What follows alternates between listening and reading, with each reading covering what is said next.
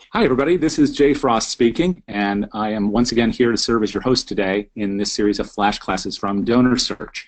And before we do the proper introductions and tell you all about the platform and most importantly about the speaker and her topic today, I just want to welcome you and encourage you to grab your colleagues and friends together, drink, and make yourselves comfortable. We will be online with you in just a couple of minutes, maybe 1 or 2 minutes after the hour.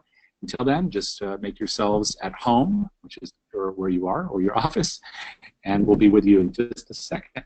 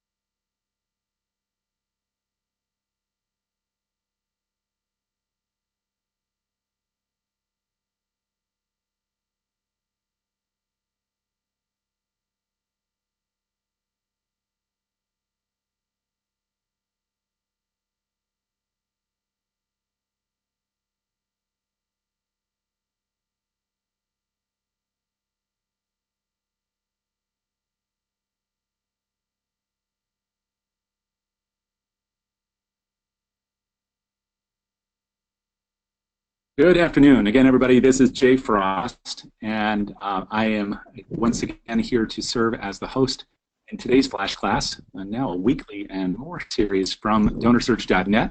We're very happy to welcome back Robin Cabral on the screen.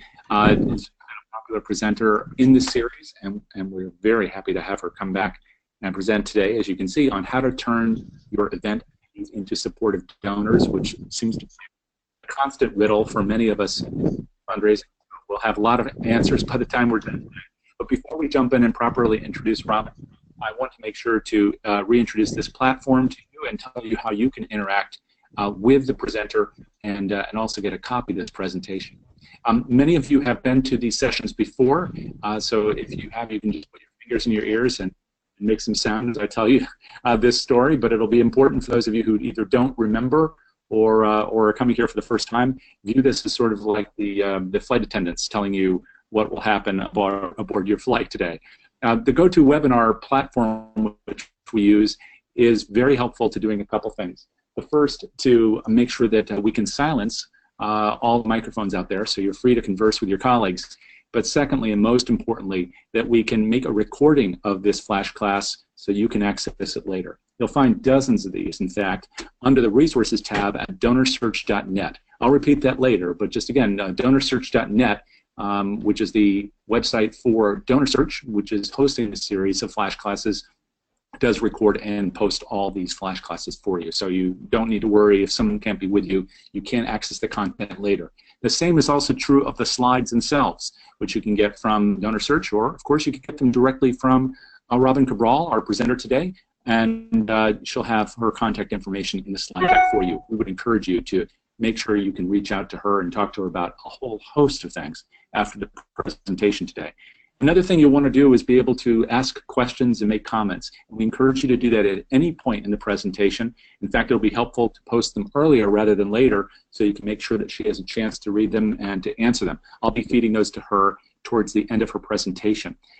So just post any questions under the questions tab, and again, she'll be answering those in due course. Now, Robin Cabral, if you're not familiar with her, well, you should be, and you certainly will be by the end of the presentation today. She is the leader in specializing in providing outsourced interim development services and coaching, and assisting smaller organizations in their first campaigns, whether they're annual capital or endowment campaigns.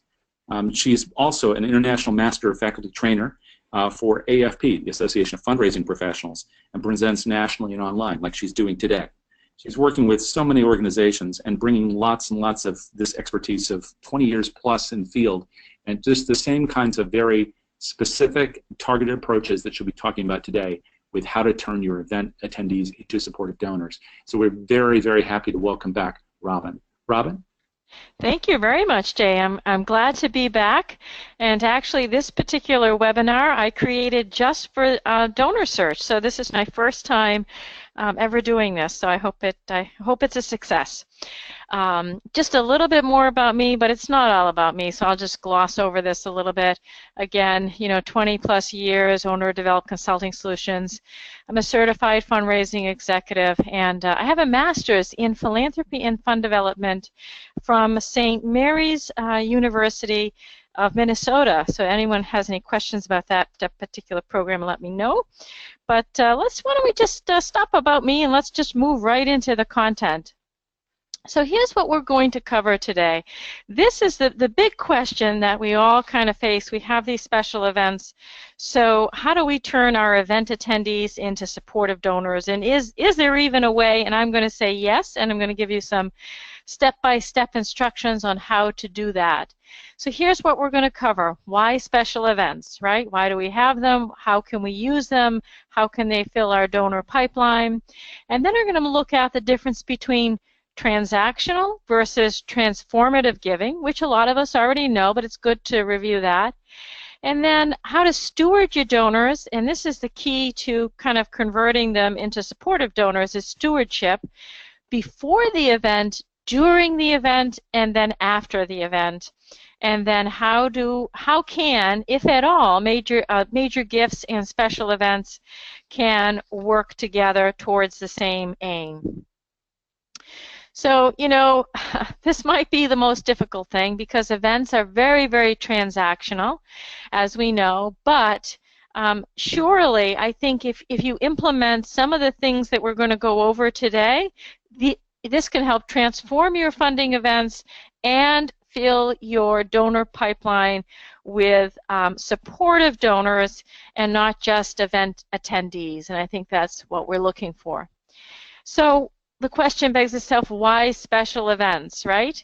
Well, almost every organization has one. Type in the questions box if you do or you don't and how many you do. Some of us have more than one. And certainly events serve a purpose. They're great for public awareness. They do bring in money, although they probably are the least cost-efficient or effective way of bringing in money, cost per dollar raised. You certainly have a captive audience, whether they're a group of golfers or a group of gala attendees. They're there for the night, and certainly if done thoughtfully with the steps that I'm going to outline in this particular presentation, events can go places in terms of enhancing donor acquisition, and certainly it's not just about acquisition, but more importantly about retention. So here's some myths about special events that I want to share with you, right?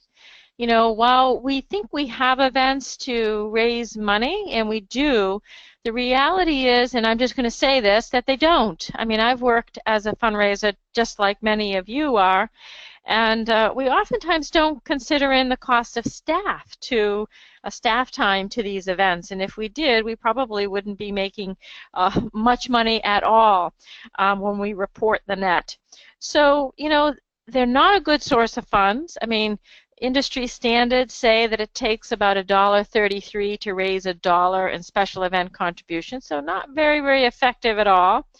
And, they don't raise a lot of fast money. And what I mean by that is you can spend 6 months or more planning a particular event, and guess what? That event will take time away from your staff and direct services and everything else that you are providing. So here are some kind of event, I'm going to give you some pros and cons, but I'll start with the cons first and then we'll move to the pros, right? So they take a lot of time, they take a lot of organizational skills, and while we oftentimes have volunteers who are helping out, let's be real about it. Who ends up with the bulk of the work? It's mostly, you know, a lot of staff time, both the fundraisers as well as other staff being spent on organizing events. And certainly the amount of money that we bring in may not justify how much time we're spending on it, 6 months, if not more than that.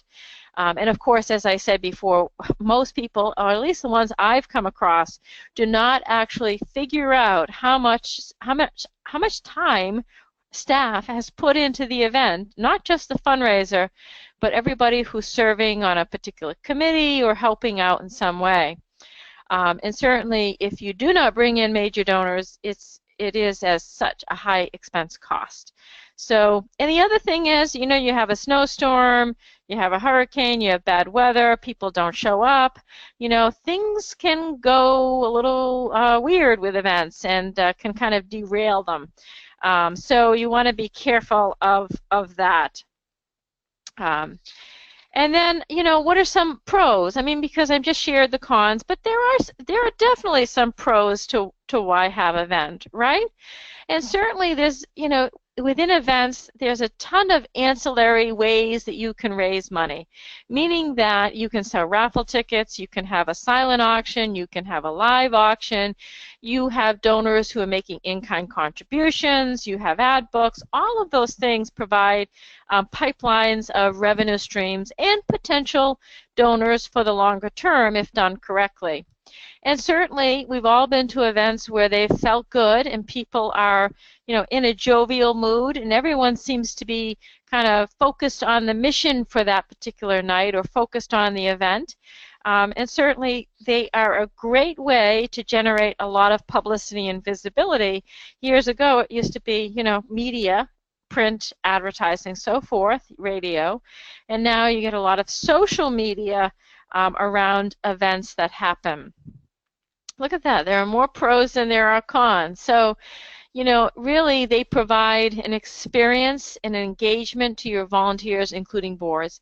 Fundraisers or special events are great ways for board members to get engaged in fund development, right?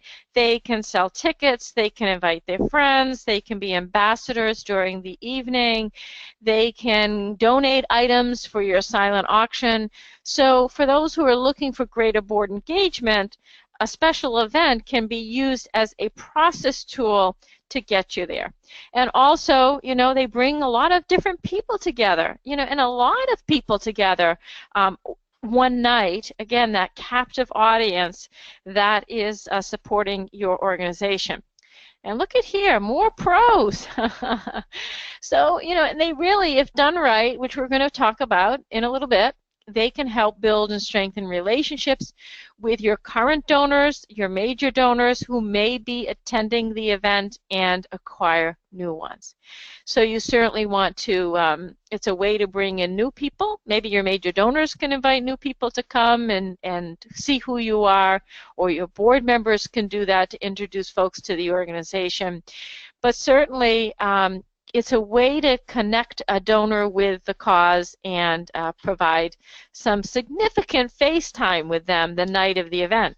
The question is, how do we use that face time to our advantage while the event is going on? And so I have a question for you, and I don't know if I can see the questions or not, if you can type them in. But what type of events does your particular not-for-profit hold? And feel free at any point during this presentation to type any question you may have into that questions box, because we'll be sure to be answering those questions at the end. But if you just want to share with me rather quickly, what types of events does your organization hold? Do you have gala events? Do you have walkathons? What kind do you have? So if you just want to quickly just type your name and in your type of event in the questions box. So right now I'm going to cover, and I believe strongly in, looking at what is the difference between transactional versus transformative giving. Because this is going to make all the difference, and this is what you want to do. You want to take donors from a transaction as an event attendee to a transformative, engaging relationship with your organization. So what is transactional gifts? Well, transactional gifts are just that. They're financial transactions. And you will oftentimes see transactional gifts at events. People will sign up on your bid sheet for its silent auction item. At the end of the night, they will have won their silent auction item. They will check out, they will pay you, and they will leave. That's not about something long term. That's about bidding on an item they really like and getting it. And that's something you can send them a receipt for, like all transactions, financial transactions. Those are kind of how I would define transactional gifts. It's more about really getting donations than it is about building relationships. And sometimes, I know the reality, and not-for-profits, we are sometimes forced to get donations to meet goals and such, and that building relationship thing can get circumvented, but we don't want that to happen. It should be vice versa, the other way around. And so with transactional giving, certainly success is just purely monetary. It's how many people attended, how much did they give, how much did we raise. It's not about how many people attended, what kinds of contact did we have with them, and what kinds of relationships did we build. So what is transformative giving? Well, by contrast, it's more than financial transactions. It's really what's behind, it's really behind kind of behind that financial transaction.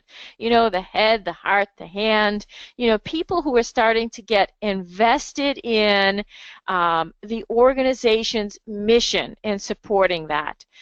So it's really much more, and it's actually a reflection of a maturing thought process about the cause.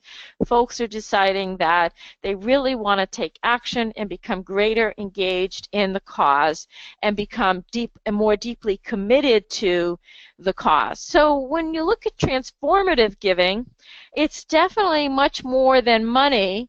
It's about that kind of relationship that we all kind of talk about and want. So really, when we look at events, they can be very transactional in nature, right? And how are they? Well, we spend most of our time in transactional ways. Those ancillary ways of giving or pipelines are really very transactional in nature. Raffle, silent auction, a live auction. Those are transactions. They're not mission-oriented gifts. Of course, one event that I've seen, or one thing during an event that I've seen work really well towards mission-oriented gifts is what's called gifts of love, and I'll talk about that in a little bit.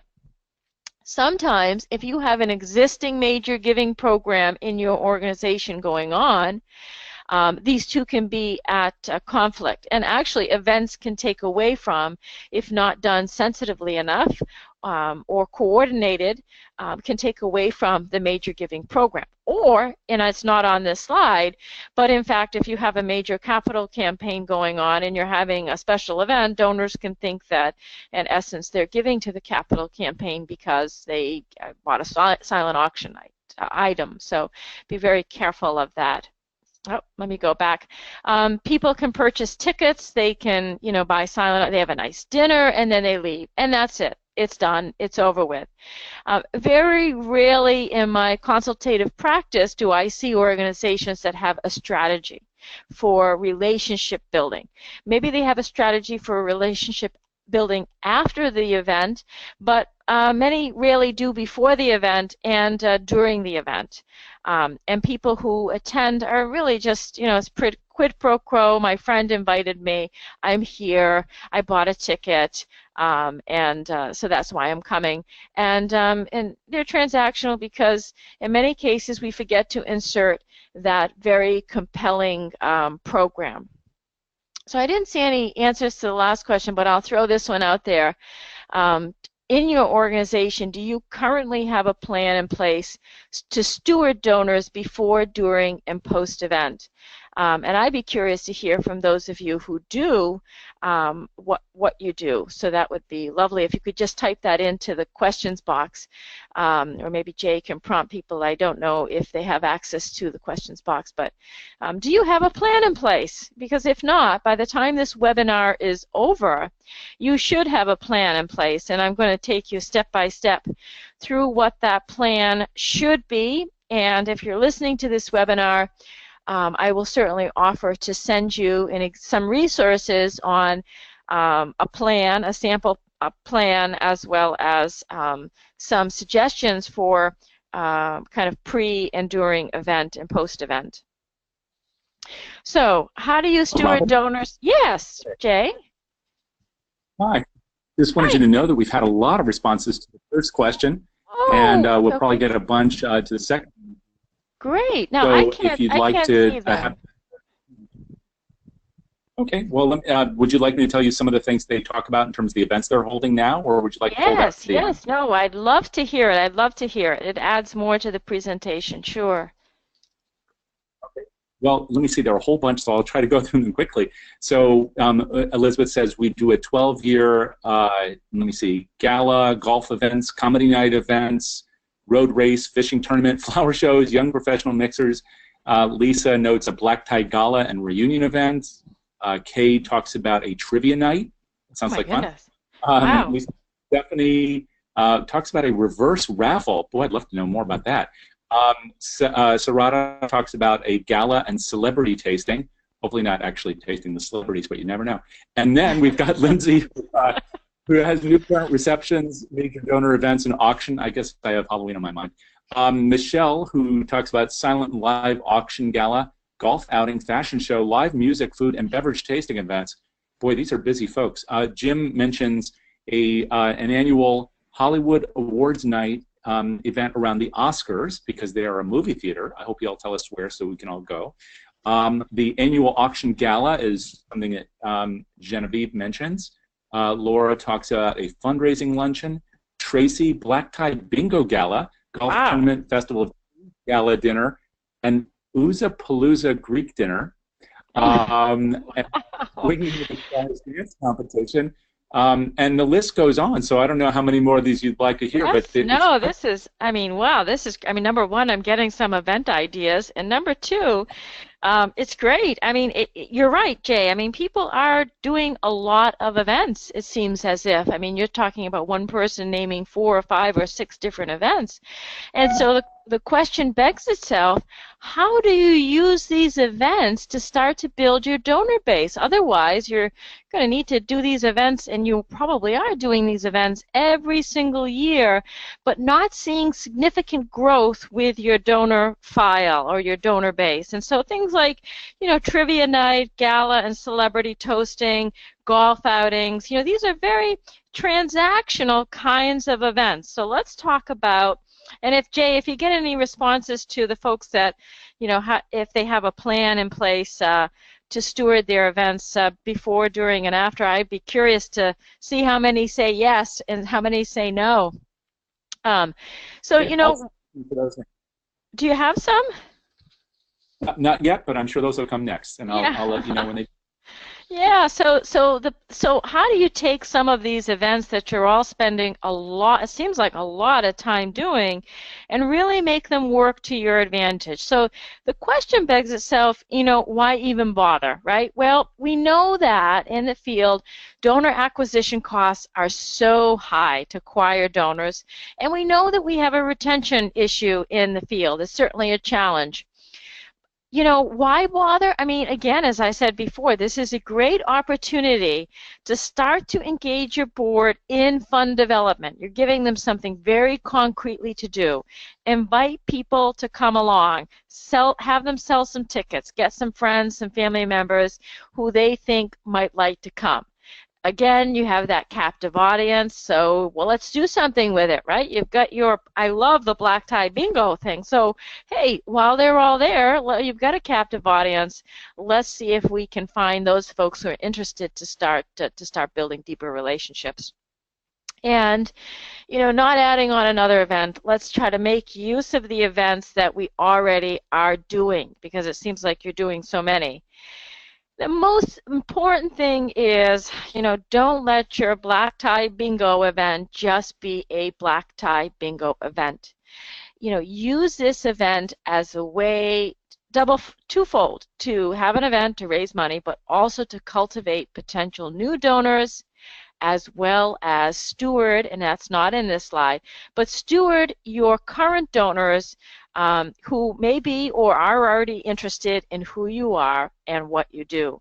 Otherwise, I mean, why bother, right? We just keep on this treadmill. We feel like gerbils, organizing these events over and over and over again. So I'm going to share with you right here, and I hope you find these very useful, some steps or some actions that you can take specifically before your next trivia night or before your next gala, right? So here's what you want to do pre-event. You want to be sure that you invite your major donors. And if you have an existing major donor program or officer, or who is the staff person dedicated to that in your organization, be sure to coordinate with them as you work around this event. Certainly, events are a place that you want to invite your major donors and your major donor prospects to as well.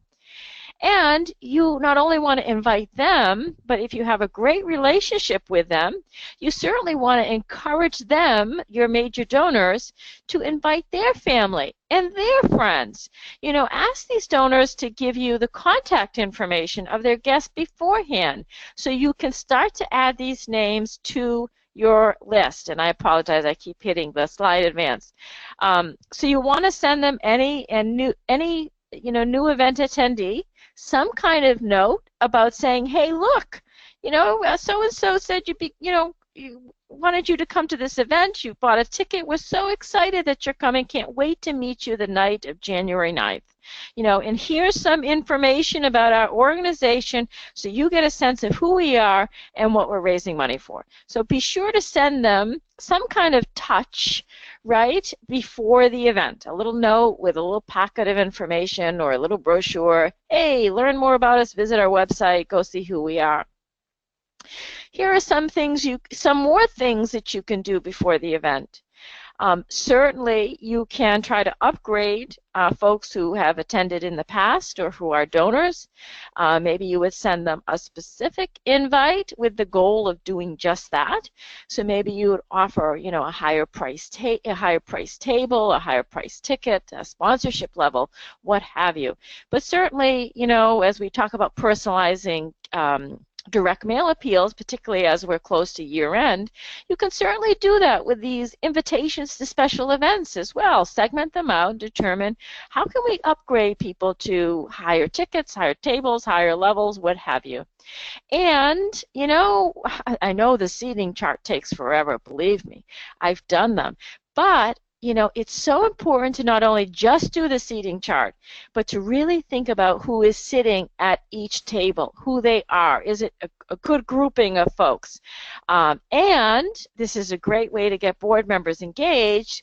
Maybe you want to assign a board member or a staff member to be an ambassador that night and sit at the table and ensure that you have at least one board and one staff at each of the tables. Now, here are some things that you can do during the event. Now, you want to ensure, again, that that person that you've identified at each of the tables, whether board or staff, is circulating. You want to have people mixing and mingling, particularly before the dinner when folks are up having drinks, walking around. Go to them. You can also have board members who can kind of circulate amongst the events and make sure that they visit all of the tables and just say hello, thank you for coming, I'm a board member. If you have any questions, feel free to let me know. And certainly you want to do some prospect research. And this should actually go believe it or not, but you want to know who is attending, do they have capacity, do they have interest, and share this information with your ambassadors. And also, not only share that information, but create some talking points so that they can circulate during the event, know who specific folks are, and be able to have a series of talking points that they can use with the donors or the prospects, right? So those are some, I mean, you have limited time. And the other thing that you can do is this whole, let me go back to this slide here. And it's not in the slide, but I should add it, is the whole gifts of love. One thing that I see very successfully is, particularly if you have a live auction, one non-transactional kind of financial most of them are financial transactions that night, but something that you can do that's not a financial transaction is this gift of love. And what do I mean by that? I mean, how many of you have a gift of love? If you can type it into the questions box. But basically, you have a live auction, an auctioneer that basically says, this is the mission of the organization, and we're going to start taking donations at the $5,000 level. Is there anyone at the $5,000 level? You know, and then the auctioneer continues to solicit donations purely for the mission, and people will start to raise their bid paddles and say 1,000 or 5,000 or as the auctioneer goes along. So I've seen that done very, very successfully, and certainly if people are participating in that gift of love, those are folks who are literally raising their hands the night of your event to say, I am interested in the mission of this organization, or I may be interested in the mission of this organization and deepening my relationship or learning more about it. So here are some things that you can do after your event. And as I mentioned, certainly you can email me post-webinar, and I will provide you with somewhat of an event stewardship plan as well as some of these ideas. But here are some things to consider after the event. Certainly, and actually this was developed with a client and myself. This is not information that you will probably see out there because this was designed for a particular organization when I was asked to come up with, when I talked about stewardship and how important it is, then the client said to me, well, can you come up with a plan? And so this is exactly what I came up with, so I'm sharing it with you here. So what we came up with is we said what are the groupings of people who attended the event? And we brainstormed and we said, well, we had new attendees and we had repeat attendees that did not donate. Maybe they didn't donate to the gifts of love or what have you. So how were we going to steward those new attendees, right? And so the suggestion was for new attendees, we'll have a board member, maybe the board member that they're connected to, call them up and thank them for if they made a donation, thank them for the donation. If they bought a raffle item, thank them for that, and let them know a little bit about how the money would be used by the organization. It's going to provide the money raised from your donation and everyone else's the night of the event is going to provide literacy classes for the young women who attend our program. And so you want to urge the board member to also engage that particular attendee about their possible interests. So what did you think of the event? Do you think the cause is something that you may be interested in or not? And be sure that, well, it's not up on this slide, that you record this information somewhere. And so the board member knows they need to get that information back to the staff. Now, what about for those kind of people who come every year but don't donate? Well, I mean, there are things you can do for them. You can, have a little note card, maybe your organization's note card, or, a board member, the executive director writes them a little note. Thank you for coming out to the event. And if you have any interest in learning more about the organization, feel free to give me a call to come to one of our Tuesday tours or something like that. Now, you also have these categories of donors, right? You have those, we just talked about those repeat attendees that did not donate. What about those that do? Because some of them do. They come every year, they donate, they give the gifts of love, they might buy a silent auction, what have you.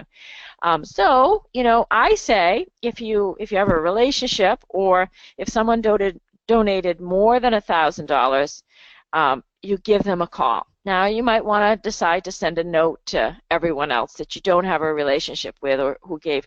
Now, these thresholds can change. This is just for that particular organization. It might be 500, it might be 250. You might want to call everyone. And you certainly, again, want to reiterate, thank you for your donation. Your donation, along with everyone else's, is going to, again, provide after-school programming for the children of the moms who come to our literacy program, and how important and impactful that will be. And again, delve into, what did you think of the event? What did you think of the mission of what we were doing? And see if there's any probe for any interest at all. And then those that donated but did not attend, right, you want to maybe call them if you have a relationship with them. These are folks who said, here's 250. I can't make it that night, but hey, here's a donation, okay? So, I mean, those folks are definitely raising their hand to you and saying, I'm interested in your mission. So call them up. Again, the threshold doesn't matter. You can call everyone. But you just want to say, hey, thank you. I'm sorry you missed the night. It was a beautiful evening. I just want to tell you where your donation is going to be used, and how much of an impact it's going to have. And hey, by the way, are you interested in learning any more about our organization? Maybe coming to one of our Tuesday tours, or an open house that we're having. So you definitely want to always explore that interest question. I think, number one, thanking them and reporting back on the impact is critical, but you certainly want to explore the fact, do they have interest? Because if they have interest and they are raising their hand to say they have interest, that's a prospect or a potential donor, or a donor that you have a relationship with that may want to deepen their relationship. So those are real red flag signals that say, oh, stop here, let's capture this name. Now, what about those people for this particular organization? They had people who donated significant auction items. I'm talking like, dinner with the bishop, or vacation to Italy, in a beautiful location donated by someone. So what I would recommend is, those folks who donated, you certainly don't want to just end it there. You want to give them a call if you have a relationship with them, or I would say last choice to send them a letter. Certainly give them a call. These folks have donated items that are probably worth, $2,000, $3,000, $4,000, $5,000. Maybe the executive director, the board chair, gives them a call or sends them a note.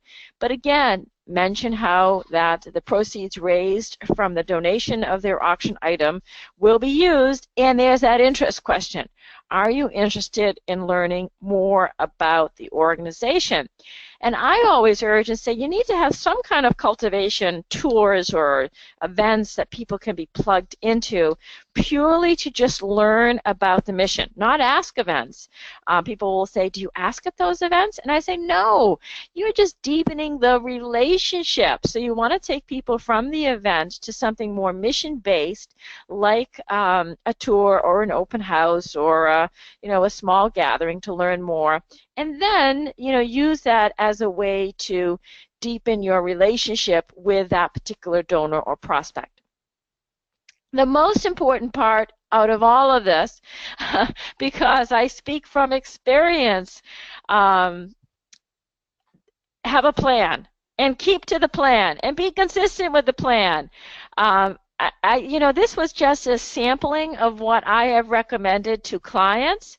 It's not exact science. Feel free to take and leave and adjust and do things your own way. But the important thing is that you need to start thinking in order to use your events to help you build your fundraising program. The point of this is that you need to put a plan in place for pre, during, and post event. And this needs to be a written plan, because, and the reason I say that is that this particular client a year later said to me, what did we do last year? what do we do with our donors after the event? And I said, wait a minute, let me look. And so that's when we decided, I say it, I did not write it down, I had it in an email. I put it into a plan. So make sure that you have a plan for before, during, and after that is written down and is called your, event stewardship plan.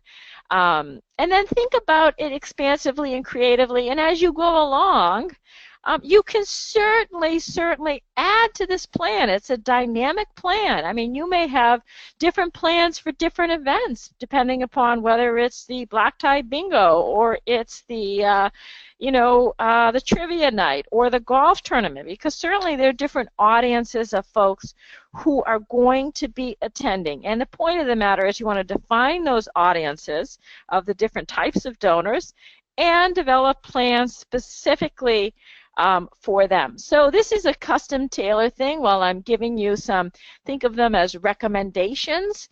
Certainly you can custom tailor the recommendations to your particular group. Again, here when you custom tailor the plan to your particular event, because we're all having such different and varied events, here are some things you want to tailor it to make it your own. Think about the who, right? To what categories of event attendees, for instance, silent auction and raffle donors, maybe you want to have a plan for them. First-time attendees, have a plan for them. Who will be doing the follow-up? So it's not just who's attending, who's following up? Board members, staff members, volunteers.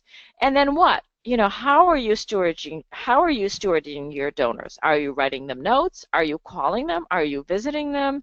Are you going to use email, social media? What's the message that you intend to share with them? The other things that you should think about are when. When will this stewardship take place? I say, immediately after the event, a week or so later. Do you want to wait?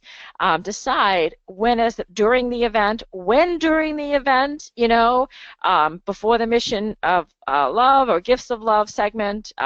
When they walk in, you want to have some brochures. Think about that. And then other follow-up and plan engagement. What planned follow-up will you have scheduled in? Will you have these tours? Will you go out and make a visit? Will you have some lunches that you can plug people into? Think about all of those things. But the key piece is don't do it after the event, because then you're only going to have a post-engagement plan, and it's probably going to be a couple of weeks after you have the event before you get kind of, I know how it is after events, you kind of get swamped in and you got all this follow-up work to do. So you want to think this through before your event, before you, as you're starting to plan your initial steps to the event, you really, really, really want to think this through. And then certainly you want to get buy-in and ownership from the board. That's another very, very important piece, because guess what? It's the board who is actually going to be a part of this process, right? We're asking them to be ambassadors, right? So we need them to buy in and own this. And they're going to be the ones who are going to be making the phone calls.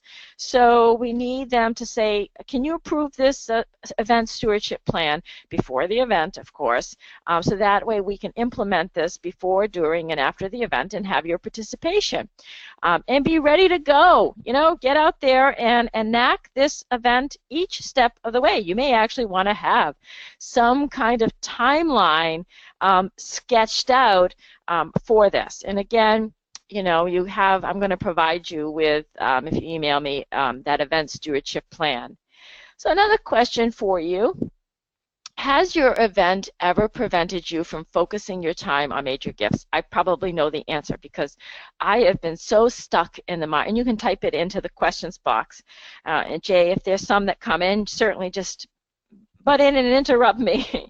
But I know for a fact that events have prevented me from getting out and doing major gift work. So this is an important topic to look at. Really, special events can support your major gift efforts. It's those major donors who may attend your event and support your event. So you want to have a plan and coordination around that, because certainly we don't want them to think that by attending their event and purchasing a ticket, that's their major gift to your organization.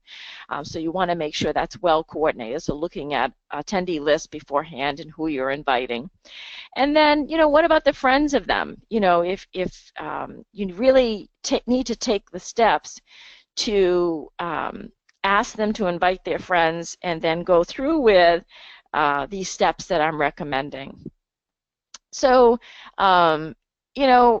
we look at this and we say, how can events not get in the way of our major gift efforts as a development person? Because that's the reality. They take away from our time. Well, I mean, can you see if another department can help you with the event? Whether it's the PR or marketing department or the volunteer coordinator. We really, I mean, the eye of the prize here on this presentation is from transactional to transformative, and ultimately we should be building major and individual donors into our fundraising program. We should not be on this wheel of constantly trying to just have event after event after event and spending all of our time doing that. So, hey, protect your time, development officer. You know where the action is. We all do. It's out there meeting with these donors and cultivating the relationships. So see if there are ways that you can get other supportive assistance to help you organize the event. And of course, break even for a positive net to cover the labor. We got to remember to capture that staff time in the event. So we want to break even and, sell tickets to cover the costs, and create a compelling program. Make sure you have a carefully choreographed event from start to finish, and make sure you have some kind of mission touches in your event. And again, you may want to seed the event, so you may want to have some selected donors provide what I would call a matching or challenge gift the night of the event. But most importantly, if you're going to do an event, folks, and you're going to spend this time, and some of you are doing 4 or 5 or even more of them, do it right. Use some of the steps in this webinar to get to start to build some transformative relationships. Don't make it just a happy time, a social time. Don't make it for those donors who like social events. I mean, yes, you want to, but also insert the cause in there and do some of this stewardship and cultivation. And make sure that you continue to show that by donors coming to the event that they are going to have and what kind of impact they are going to have on your service area, on your services, your constituents, those that you serve. So that's a little bit, this is the first time doing this presentation, so I tried to really cover, why are we looking at special events as a feeder to our transformative development program. We talked about the important difference between transactional versus transformative giving and how we want to move our organizations to really start to move from transactional to transformative. And then how do we steward donors or prospects before, during, and after, and how to custom tailor that to your particular organization and your particular event. And then we talked a little bit about how events can really work together or not with your major gift efforts, but you certainly want to make sure that that the two are certainly coordinated. So I would love to hear, in addition to any, Jay's got posted any questions or comments, post them now. I would love to hear, and I'm going to take any questions or comments that you have in a few minutes, but what are some of the top 3 things that you learned during this webinar that you certainly want to take back to your particular office right away and implement? Were there some real salient pieces here that you could take back? And at this time, we have about 10 minutes or so left till the top of the hour. I can take some questions and see what you, and also see what you want to take back to your office. So thank you very much. And Jay, I don't know if you see any questions there, but I would love to take some. Well, there's a lot of content flying through this way, and I'm going to try to oh, wow. So I first of all,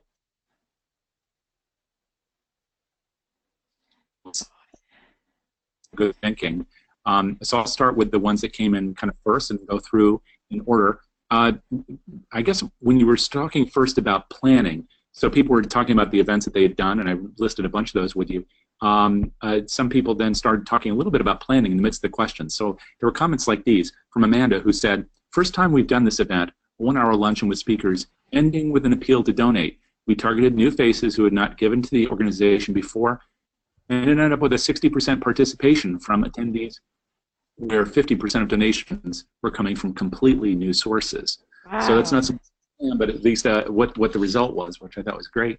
That is great. Mary mentioned that we do a large silent auction with 350 people in attendance. It's their 19th annual, and they also do a large old-fashioned barbecue with about 300 people. The auction raises 190,000, and the barbecue 40,000. So lots of different comments like these that were kind of a broader stroke on the events themselves. Amanda mentions the plan for our last event is to approach our table ambassadors and to create a unique approach and giving profile for each donor to measure their attachment to the organization and potential for giving down the road. Is that the kind of thing that you've used, Robin, that kind of profiling in the past for these events? Yeah, I would say, something, I think about donor search. Are you screening your names of people who are attending? Do you know who's attending your events? And I would say if you can get that kind of data, and I'm sorry, Jay, I couldn't hear all of the question, but I'll just continue. You can tell me if I answered it correctly or enough. Figure out, donor search is a perfect tool to screen some of, who are your gala attendees? Who's attending your event? What do we know about them? Share that information, share the attendees list with other people to figure out. The other thing I didn't mention is maybe pre-event, you want to have some targeted strategies around who's attending in terms of your potential donors or your current donors. Maybe there's, you want to get the ear of Mrs. Smith and just share with her about something her gift just made possible this week, just as a quick touch point. But certainly know who's attending. I don't think, when I've been involved with events, we just know attendees, but we don't know the profiles of them, and a tool like donor search certainly can get you some of that information that can be rounded out with conversation with others. So I don't know if I answered that or commented enough, because you're kind of breaking up a little bit. Yes, you certainly did, and several people did ask about screenings as well. So you took all the questions at once. So that's terrific. There was also a couple of people who talked about staff members and consultants. That some organizations have consultants who work on these events for them. They bring them in, they do the whole event. Others have dedicated staff. What are your thoughts on those issues? Well, I think, again, my mind always goes to costs. How much is it costing you to pay a consultant to raise the money for this event? And the other piece of it is, finding a consultant who, is not just a special event planner, but has some fund development experience behind them that can go through this webinar and say, well, we really need to think about who's attending. Do we have profiles on them? What are our strategies pre, during, and post? What I often sometimes see is special events consultants who don't have a lot of, maybe they're wedding planners, maybe they're corporate event planners, but they don't understand the importance of building a donor base, engaging donors deeper, and moving from transactional to transformative. So that's what I would say. Be very cautious of, number one, the costs, and calculating those costs into your events, and then what is the background of the particular consultant. Now, staff members, I find that's who usually carries the event, right? In all reality, that's who, I cringe when I think about it, of all the events I've been a part of. But we also start to pull in direct service staff because we don't have enough volunteers, women or manpower, or our volunteers are doing other things. So the question begs itself. We're taking away from direct services. not only just in resources, monetarily wise, but also in people who should be providing counseling when they're not, and those kinds of things. So be just very cautious around what are the parameters of your event. So, ultimately have a strong event committee with lots of volunteers who are willing to get their hands dirty and do a lot of the work. Otherwise, it becomes a very staff-focused event, and you need to calculate those costs as well as the cost of, reducing services to the clients that we're serving. Mm-hmm. There are another two questions which are really big ones, and they may be difficult to answer, but it'd be great to get your thoughts on it, Robin. One comes from Caitlin, who asks if you have any suggestions for how we can coach volunteers to cultivate donor relationships to help us turn event attendees into repeat donors. So really about coaching these volunteers. Yeah, that's a great, I just talked a lot about, and someplace else, about enabling volunteers. It's our job as development people to really be that enabler. So I would say, make it as easy as possible. I think that's the most important thing. We think that our board members or our volunteers know what to do. And in most cases, this is not their full-time job. I mean, they're giving of themselves graciously to help the not-for-profit because they believe in the cause. But our expectations sometimes are, well, just go and talk to them. And, they need to be led, for me, step by step. Here's who I want you to talk to. This is what I want you to share with that person. So you really want to just outline what's required of them and give them step-by-step instructions. So yes, I think too often we think, well, they should know what to do. They've served on lots of not-for-profits, and that's not always the case. We really need to and make sure they feel comfortable in their role is one of the most important. You certainly don't want to have a mismatch with a board member who is just not comfortable being social and being an ambassador. So maybe they're not the best person for that particular role.